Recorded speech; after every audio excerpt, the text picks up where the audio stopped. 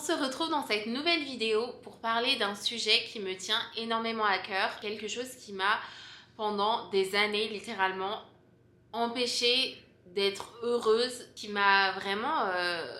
ça a été très dur et c'est la culpabilité. Je crois que c'est quand même un truc qui est connu en tant qu'expatrié. C'est hyper facile de se sentir coupable de vivre à l'étranger. Je suis sur plein de groupes d'expatriés, de Français à l'étranger, Français aux États-Unis.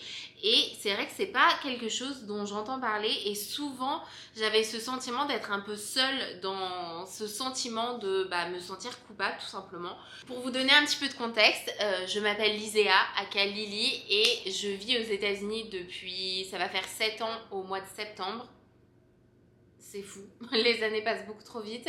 Mais du coup voilà, ça fait 7 ans que je suis aux États-Unis. Forcément j'habite ici toute seule, entre guillemets, enfin mes proches, en tout cas mes amis que j'avais en France et ma famille, ils habitent tous en France, donc que ce soit mes frères et sœurs, mes parents, toute ma famille habite en France. C'est vrai que j'ai pendant très longtemps souffert de ce sentiment de culpabilité et j'avais vraiment... j'ai l'impression que j'en ai plus souffert que certains de mes amis.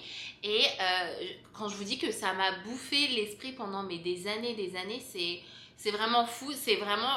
Je crois que c'est cette dernière année, genre l'année 2024, où j'ai réussi à me détacher de ça. Et c'est pour ça que j'ai vraiment envie d'en parler. Et pour vous donner mes petits conseils de comment j'ai réussi un petit peu à me détacher de ce sentiment horrible. Donc, en gros, quand je me suis installée aux États-Unis, je suis partie pour une aventure d'1 an. C'était en tant qu'au pair que je suis partie initialement. J'étais censée rester que une seule année, sachant que très vite quand je me suis installée, à l'époque j'avais un visa qui était renouvelable une année supplémentaire, et donc très vite, les premières semaines, j'ai très vite réalisé que j'allais renouveler mon visa parce que tout de suite j'ai beaucoup aimé la vibe, je me sentais trop bien, je me disais c'est sûr que je vais rester 2 ans. Donc très vite, je savais que j'allais rester 2 ans, et c'est vrai que ce sentiment de culpabilité, il n'a pas commencé tout de suite parce que justement je partais pour une période limitée.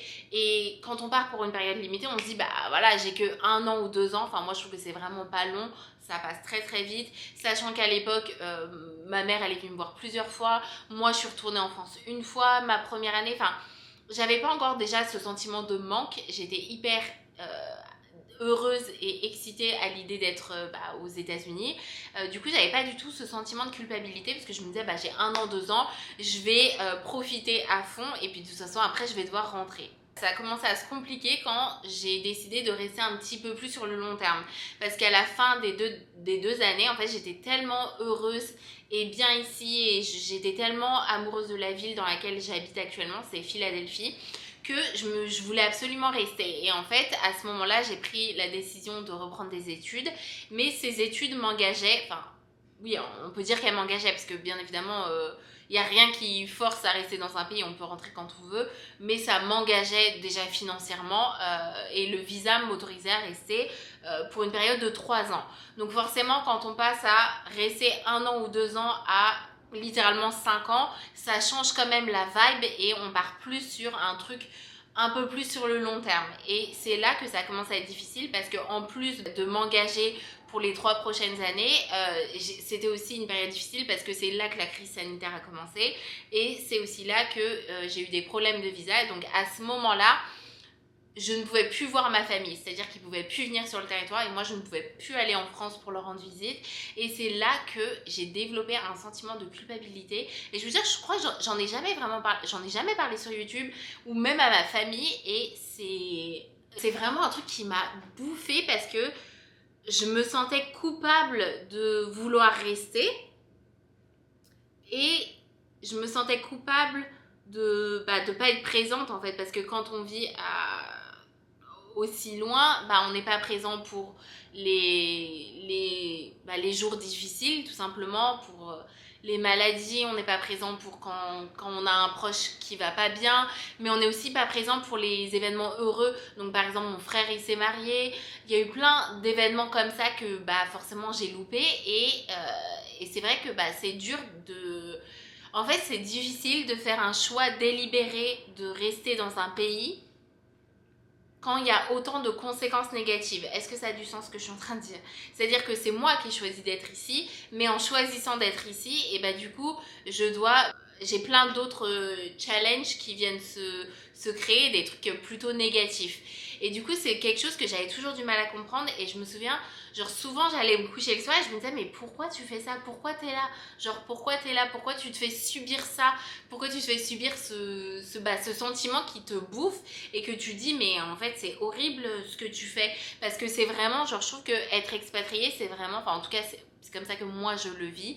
C'est vraiment avoir le cul entre deux chaises et être bloqué entre deux mondes. Et c'est, même à l'heure d'aujourd'hui, c'est comme ça que je me sens toujours, genre d'être bloqué entre deux mondes, d'avoir ici bah, la vie que j'ai, parce que du coup j'ai mon appartement, j'ai un travail, j'ai mes amis, du coup que je peux dire que je suis plus proche de mes amis aux États-Unis maintenant que mes amis en France, parce qu'il y a une telle distance qui s'est créée entre nous que bah, du coup j'ai l'impression que mes amis les plus proches sont ici, même si je porte les amis que j'ai en France très haut dans mon cœur. Enfin, ça n'enlève en rien. Je veux juste dire que la proximité forcément rapproche les gens. Je pense que ça a du sens.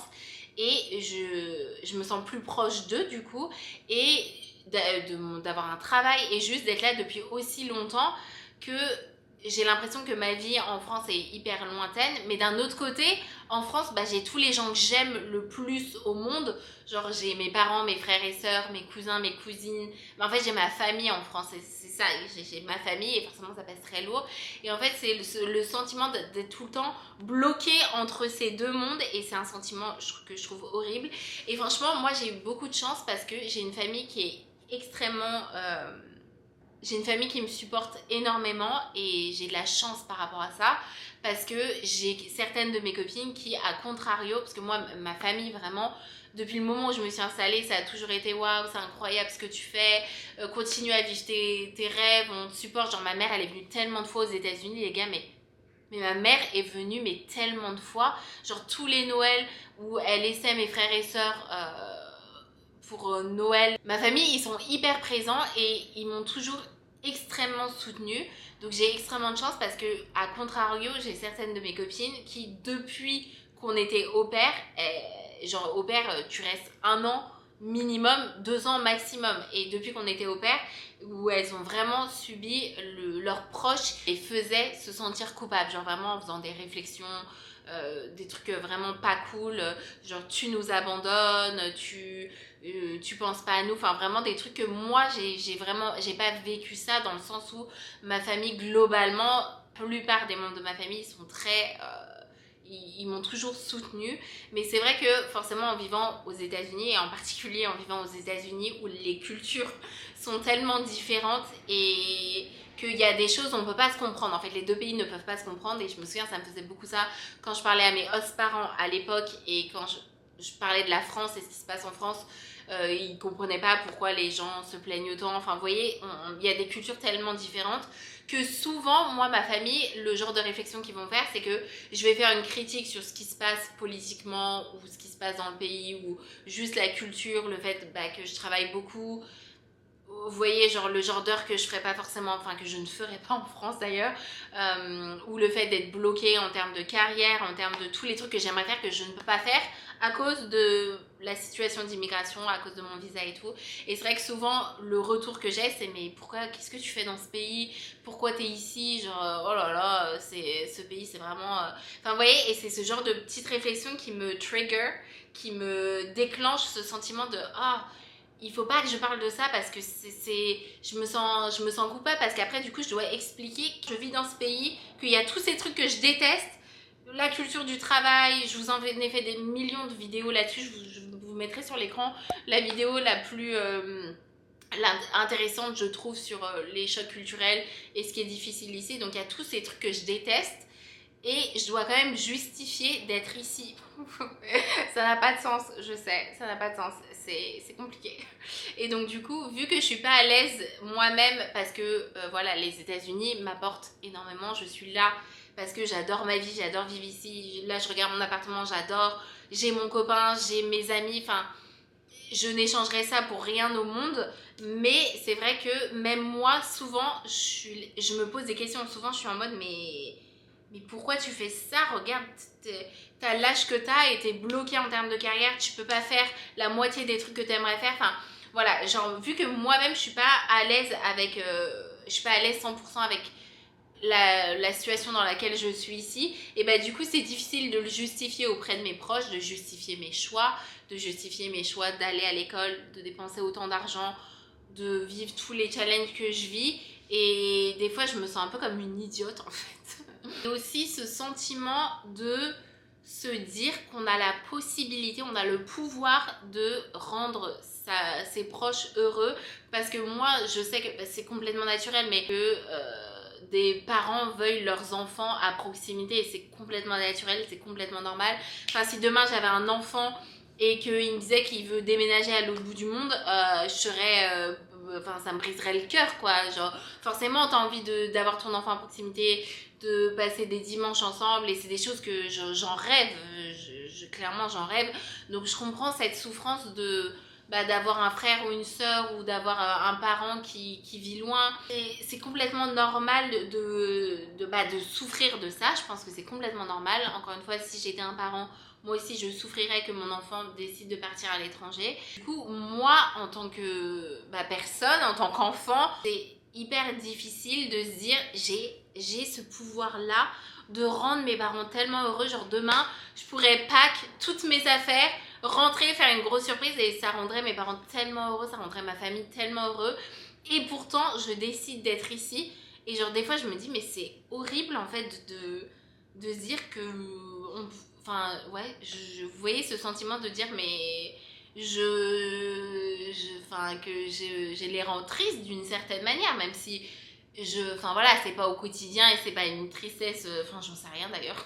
Des fois c'est un petit peu compliqué, ce sentiment de culpabilité. Je sais qu'il y a beaucoup de gens qui me regardent et qui sont expatriés, donc si vous êtes dans cette situation de vivre à l'étranger depuis plusieurs années, que vous avez genre un mari, une femme, ou que vous avez des enfants, n'hésitez pas à me dire c'est quoi votre opinion sur le sujet, comment vous vous sentez, est-ce que vous avez vécu ce sentiment de culpabilité, parce que je pense que c'est pas tout le monde, genre j'ai pas l'impression, enfin j'ai beaucoup d'amis expatriés ici et j'ai pas l'impression pour le coup qu'elles le vivent aussi mal que moi, même si certaines de mes copines, encore une fois, ont des familles beaucoup plus difficiles de ce côté-là et qui vraiment leur font se sentir mal sur le fait d'habiter à l'étranger. Enfin vraiment, genre j'ai des copines, leurs parents c'est pas la joie. Moi si j'avais ça, je pourrais pas.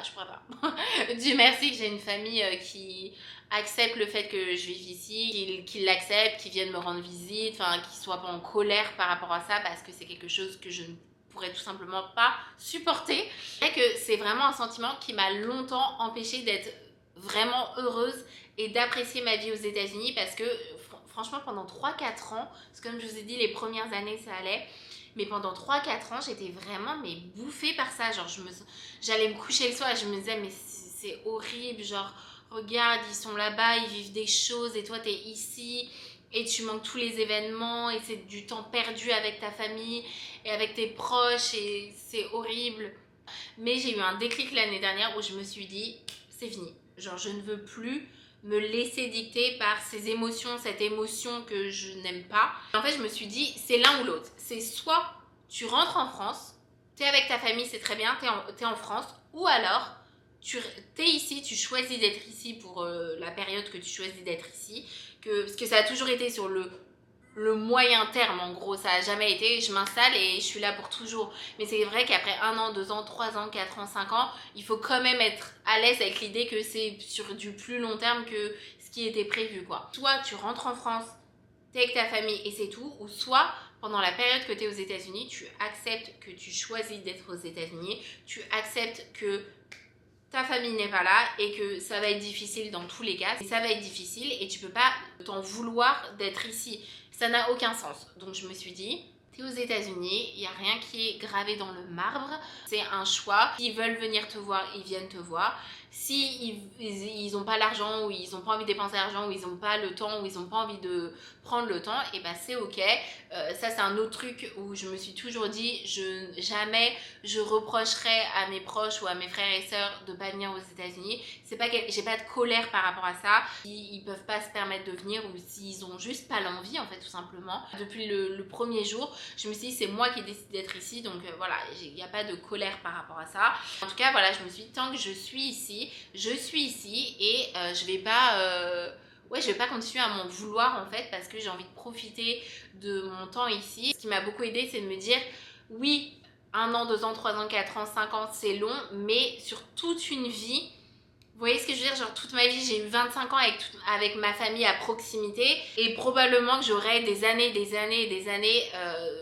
qui me restent avec ma famille à proximité. Quand je suis rentrée en France, pour la première fois en 5 ans, je suis rentrée en France pendant 2 semaines, et ça m'a fait ce sentiment que c'était comme si j'étais jamais partie, genre.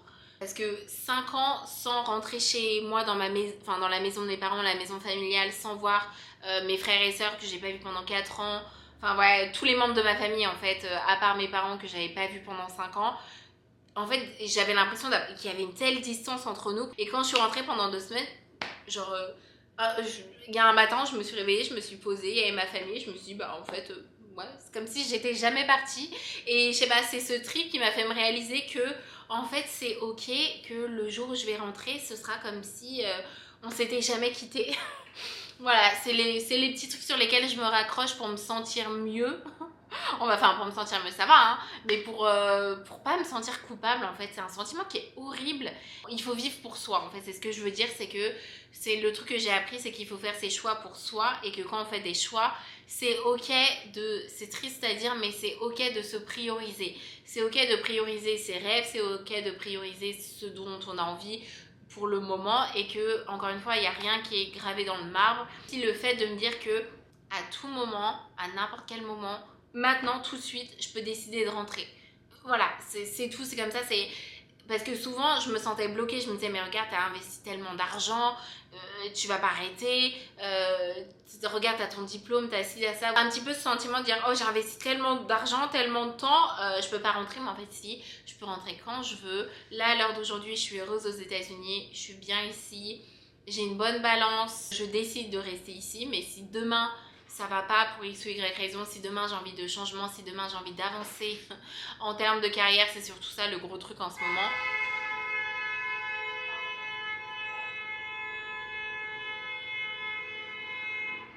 Je peux rentrer à n'importe quel moment, et c'est ça aussi qui me rassure énormément. Genre par exemple là, j'ai une de mes meilleures amies qui habite dans mon quartier, qui est française et qui vit aux États-Unis depuis 10 ans. Et bah là, avec son mari, il rentre en France, et c'est genre quand je vois ça, je me dis voilà, ça veut rien dire en fait, il y a rien, ça veut rien dire. Et même si je décide de rester aux États-Unis, c'est ok, et je n'ai pas à m'en vouloir de vouloir vivre mes rêves et de me prioriser tout simplement. Un autre truc qui m'a beaucoup aidé face à ce sentiment est aussi de garder un meilleur contact avec ma famille. Parce que quand je me suis installée aux États-Unis, j'ai un peu, alors pas du tout avec ma famille, mais j'ai un peu coupé les ponts avec la France. J'ai toujours appelé ma famille, on a toujours fait des appels familiaux, j'ai toujours tout échangé. À l'époque, j'avais une chaîne YouTube privée où j'en faisais plein de vlogs, donc j'ai toujours partagé ma vie, on a toujours été en très très bon contact, je tiens à le préciser. Mais j'avais développé un petit peu une phobie de la France, peut-être parce que ça me faisait souffrir justement ce manque, cette culpabilité et tout. Mais j'étais rendue au stade que je pouvais à peine regarder les stories de mes copines en France sur les réseaux sociaux. Toutes les youtubeurs français que je suivais à l'époque sur YouTube, j'ai complètement arrêté. Toutes mes séries, je pouvais plus les regarder en français. Genre, c'était à ce point-là, genre, j'ai fait un blocage avec la France, et je voulais plus, je regardais plus les nouvelles de ce qui se passait en France. C'était juste en mode, j'appelle ma famille, mais j'ai pas envie d'avoir de contact avec la France. Ça n'a aucun sens. Bref. Je vous parle un petit peu à cœur ouvert dans cette vidéo. Du coup, et c'est vrai qu'après, on rentre dans une routine, surtout aux États-Unis, fut une époque, c'est un peu toujours le cas, mais où je travaillais beaucoup, j'avais des semaines très très chargées, et je trouvais que j'avais pas le meilleur contact, pas le contact que je voulais avoir. Et je voyais par exemple mes copines, j'ai 2 copines en particulier qui appellent leur famille tous les jours. Et ça, je me suis toujours sentie mal par rapport à ça. Je me disais, mais pourquoi moi j'appelle pas ma famille tous les jours, genre Et puis après, c'était un petit peu, pas des excuses, mais c'était un petit peu en mode, bah j'ai pas le temps de toute façon. Puis qu'est-ce qu'on va se dire tous les jours, c'est bizarre et tout. Et je sais pas, cette dernière année, notamment en 2024, après mon trip en France, j'ai un petit peu changé mon mindset. Je me suis réconciliée avec la France. En fait, ce trip m'a permis de me réconcilier avec moi-même et de me réconcilier avec la France. Vraiment, ça m'a énormément aidée. Je suis rentrée dans une meilleure routine, de partager plus de choses avec ma famille, d'appeler mon père hyper régulièrement, d'appeler ma famille plus régulièrement, de partager plus de choses avec eux, de re-rentrer dans la routine, d'envoyer des lettres. Tous les mois, j'envoie des petites lettres à ma famille. En fait, ça me fait énormément de bien de me dire que malgré le fait que je vais à l'étranger, je peux tout partager avec eux. Ça, en fait, j'ai pas besoin d'avoir ma vie ici et personne sait ce qui se passe. Parce que souvent, bah, en fait, les semaines passaient, je me disais, mais en fait, je vis des trucs et ils sont même pas au courant, quoi. Et maintenant, je suis rentrée dans ce truc de me dire, bah, si, ils peuvent, enfin, je peux avoir un très bon contact avec ma famille, même en vivant à l'étranger, même malgré le fait qu'on se voit pas souvent. Et ouais, je me sens complètement reconnectée avec ma famille, où, comme je vous ai dit, j'appelle mon père régulièrement, je leur envoie des lettres, je leur fais des updates, tout ce qui se passe, le travail, tout. Enfin voilà, je me sens, ouais, parce que avant j'avais l'impression d'avoir cette vie pas secrète, mais presque genre en mode bah c'est pas intéressant de partager les petits détails du quotidien où ils seraient de toute façon au courant si j'habitais plus proche, quoi, parce que forcément vous faites des updates plus régulièrement quand vous voyez votre famille toutes les semaines ou toutes les 2 semaines ou même tous les mois, hein, j'ai envie de vous dire. Quand vous la voyez tous les 5 ans, c'est compliqué. Donc voilà, cette petite vidéo pour exprimer ce sentiment qui m'a longtemps bouffé l'esprit et c'est plus le cas. Franchement, forcément, j'ai mes moments où je suis triste, mes moments où j'aimerais être plus présente, mes moments où toujours je me dis mais pourquoi je fais ça? Pourquoi je suis ici? Pourquoi je veux... Enfin, je veux pas rentrer, mais c'est pas quelque chose au quotidien, c'est pas quelque chose qui me rend triste au quotidien et qui me pèse tellement lourd que j'ai tout le temps ce truc dans le cœur qui me fait, enfin que ça me fait mal, quoi.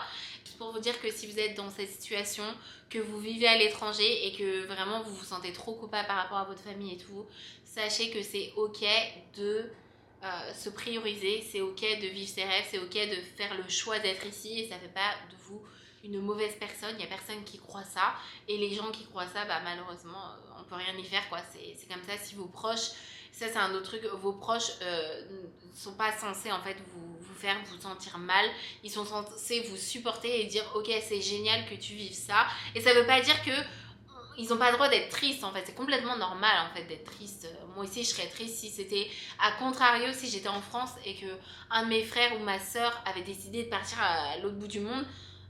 Moi aussi je serais triste, quoi, c'est complètement normal. Si vous êtes expatrié et que vous vous reconnaissez dans cette vidéo, n'hésitez pas à me laisser un commentaire et me partager votre expérience de vous, genre qu'est-ce qui a déclenché ce sentiment, enfin genre les sentiments que, enfin les trucs difficiles que vous avez, les sentiments que vous avez vécu en vous installant à l'étranger et si ça s'est amélioré au fur et à mesure du temps. J'adore, toujours quand je fais des vidéos comme ça, j'adore lire les expériences des uns et des autres, ça m'aide énormément. Genre à chaque fois que je parle d'un sujet un peu comme ça, dans un de mes vlogs ou une de mes vidéos, je me sens tellement mieux après de lire les commentaires et de me dire mais en fait on vit, enfin j'ai l'impression que nous les expatriés on vit un peu tous les mêmes on a un peu tous les mêmes sentiments, on a un peu tous les mêmes problèmes et que voilà, des fois c'est facile quand on vit à l'étranger de se sentir seul dans nos soucis et de dire mais personne ne peut comprendre. Enfin, quand on n'a pas vécu à l'étranger, on ne peut pas comprendre ce sentiment parce que les gens, c'est tellement facile pour eux de dire mais tu choisis d'être ici, de quoi tu te plains, mais en fait c'est pas parce qu'on fait un choix dans la vie délibéré que ça vient pas avec beaucoup de soucis en fait et de problèmes. C'est juste une petite vidéo comme ça, j'étais assise, posée et je sais pas, je me suis dit j'ai envie de parler de ça. Voilà, donc c'est à peu près tout pour cette vidéo et je vous retrouve du coup dans quelques jours ou la semaine prochaine, ça dépend. En ce moment, je poste mes vlogs un peu n'importe comment. Donc voilà, on se retrouve très prochainement pour une prochaine vidéo qui sera un vlog du coup. En tout cas, si c'est votre première vidéo sur ma chaîne, bienvenue. D'habitude, on parle de trucs un peu plus joyeux, je vous promets. Mais voilà, j'aime bien partager ma vie ici, ma vie aux États-Unis. Je fais plein de petits vlogs où je partage vraiment les hauts et les bas. Je partage un peu tout. Et puis je vous mets mon Instagram juste ici. Si jamais vous avez envie de suivre mes aventures un peu plus au jour le jour, je poste pas mal quand même, je suis fière de moi. Mais voilà, c'est tout pour cette vidéo. Merci beaucoup d'avoir regardé et je vous dis à dans le prochain vlog du coup.